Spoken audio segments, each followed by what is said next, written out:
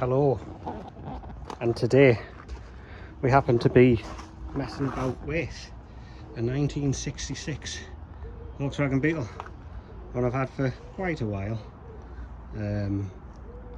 Been working on it for the last year or so, all on a brand new floor pan and all modified beam. It's a cool machine, but I've got a very patina looking. It's come from South Carolina, 1966. Awesome. And I'm going to put, while I'm on with putting a brand new wiring loom in, which is nearly complete, thank you Volks Goods, putting in a diesel heater. And the idea is it's going to sit about here, a little tank for the diesel, and then the car can stand alone and I can warm it up when I want to, rather than, you know, the typical Volkswagen world of having to run for 2 hours before you get any heat. And see where I get to with this.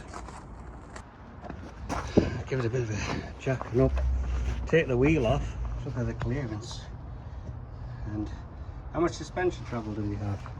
1 pump, 2 pump. Because the wheel hardly falls out the wheel arch on these. You may as well just take the wheel off if you're going to do any work on the inside. It gives us some clearance to get your arms in instead of fishing around in tight gaps. There we go. Wheeling space there, come on. Oh, one more. Not counting. There we are. Look at that. Brand new. Even has the factory sticker on it still.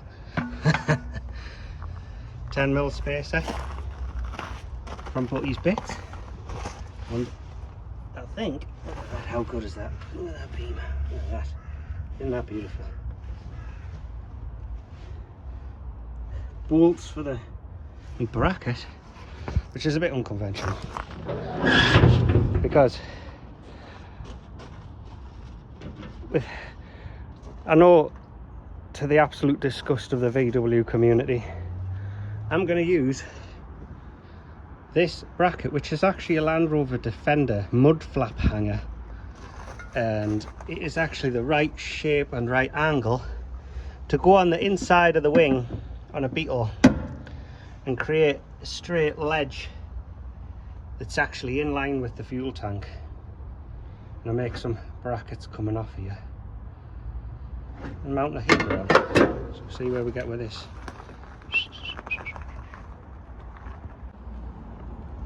It's a nice day today, the sun's coming out. I still see my breath. It's cold. And the sun is here, coming across the body of the truck. Such a satin finish on this. It was like, you got wet.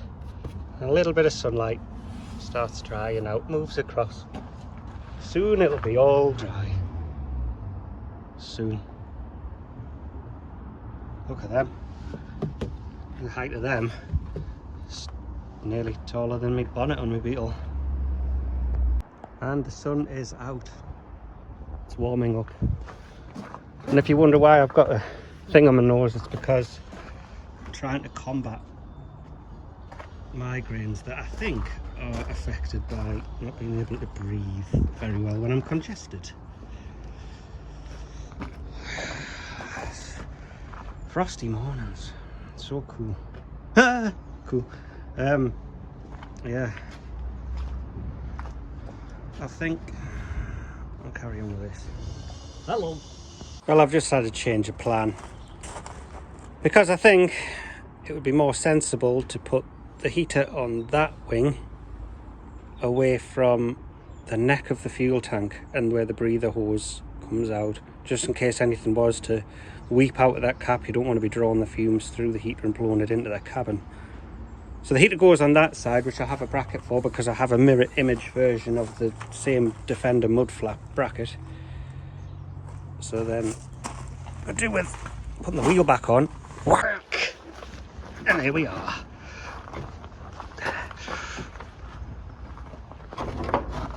Back on the floor. This wheel off. Come on.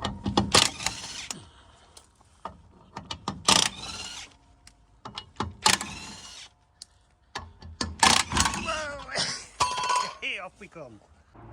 Today just hasn't got dry. Condensation all day. Everything you touch is wet. Lovely. There's me bracket made for my night heater to go on. It sits on its little plate. The exhaust hole is going to be there. Well, there, through there. And the exhaust, the little silencer for the exhaust sits inside. Do we have any light here? Can we see? Inside the wheel arch. Hopefully tucked in enough where my wheel doesn't catch it. And then I'm going to exhaust further down and blow it underneath the pan. Yeah. Pipe from there to there. Inlet runs from the front, I think. It's not too bad. Trial it all up with this and maybe I'll one day get round to buying a stainless steel bracket instead of cobbled together. But hey, a bit of MacGyver here and there, you know, it means you can have more projects than one. Well, the heater's installed and I'm thinking about putting the fuel tank on the other side bracket and running a pipe across. I think that's enough for today because it's got dark. The joys of 4 o'clock on an English winter afternoon, and it's absolutely freezing.